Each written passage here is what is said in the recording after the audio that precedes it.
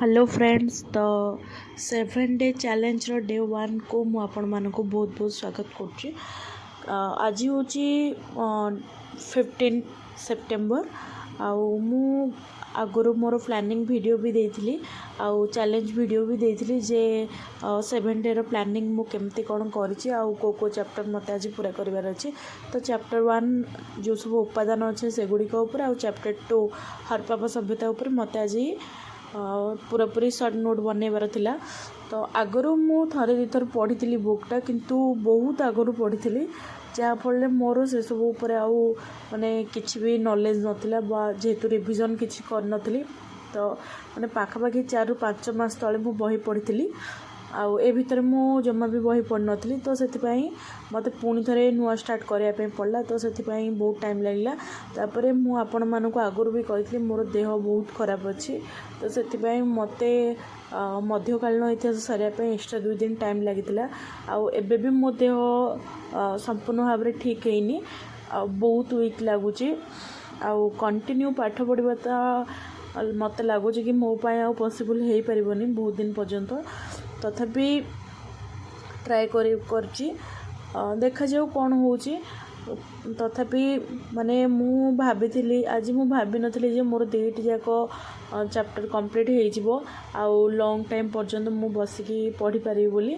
तथापि पाखापाखि गोटे 1.5 घंटा मु बसिकी नोट बनैथिली। 1.5 घंटा बसिकी नोट बनै सारिया परे जेतेबेले मते बहुत अनकम्फर्टेबल फील हैला आउ संगे संगे माने मोर देहर टेम्परेचर भी बढ़ी जाइथिला। तो सेतिपई मु डरी जाइथिली टिके जेहेतु पाखरे कहीं भी नथिले। तो सेतिपई मु टिके ब्रेक कर देथिली आउ आधा घंटा रेस्ट ना पाई जाइथिली। बट से आधा घंटा केतेबेले 3 घंटा हो गला सेटा जानि पालिनी। माने बहुत निद हो जाइथिला, निद भांगिया पई बहुत टाइम लागी गला। पाखापाखि 3 घंटा पर मोर निद भांगिथिला। तो मु आधा घंटा जगह 3 घंटा नहीं जाइथिली। तो सेटा मोर गोटे माइनस पॉइंट हो गला एटी। तो उठला पर मते बहुत ही कष्ट लागिथिला जे गोटे आधा घंटा पे ब्रेक नहीं कि 3 घंटा सोई जाइथिली।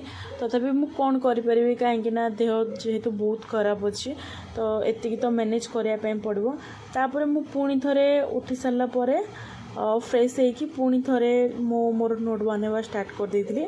तो देखो जो फास्ट फेज रे मु करथिली सेटा 1.5 घंटा पाखापाखि थिला आउ एबे पुणी थरे स्टार्ट करछि। एटा पूरा कंटिन्यू 6 घंटा 5.5 घंटा पर्यंत ये फेजटा अच्छी। कहीं ना मेडिसिन खाई शोई सारा पर मत टिके रिलैक्स फील होता आउ भावुची एते भी स्ट्रेस नेबिनी जहाँ करी हल्का हल्का करी। से भितर मो झील भी उठी सारी। तो सी भी मत कहीला माने मो पाठ पढ़ा देखिए सी भी कहला कि मत भी पाठ पढ़ार अच्छी। तो से भी तार चैप्टर मुझे लिखिकी दे देती जो तार सबू अल्फाबेट अच्छी। तो देखो ये मोर गोटे चैप्टर क्लीयर हो गला। पाखापाखि सकाळे मु 1.5 घंटा नहीं आउ एबे भी घंटे 45 मिनिट लगला। तो यहाँ क्लीयर हो गला। क्लीयर हो सारा पर मु चैप्टर 2 जो हरपापा सभ्यता अच्छी सेटा स्टार्ट करी आउ एबे पाखापाखि 3:30 बाजी सारा। तो 3:30 रु मुझा स्टार्ट करछि। तो बहुत बोर लगुला से गोटे गरम पानी ग्लास आउ किछि बिस्किट नहीं कि मु बस जाइली निजको रिलैक्स फील करने। तो देखो मुझे हरपापा सभ्यता स्टार्ट कर देछि। पाखापाखि एबे 6टा 6:30 भी बाजी सारा आउ हरपापा सभ्यतार पाखापाखि मु 50% कभर कर सारी। आउ टिके ब्रेक नहीं सारा पर गोटे 5-10 मिनिट्र ब्रेक नहीं सारा पर मु पुणी थरे पाठ पढ़ा स्टार्ट कर देथिली।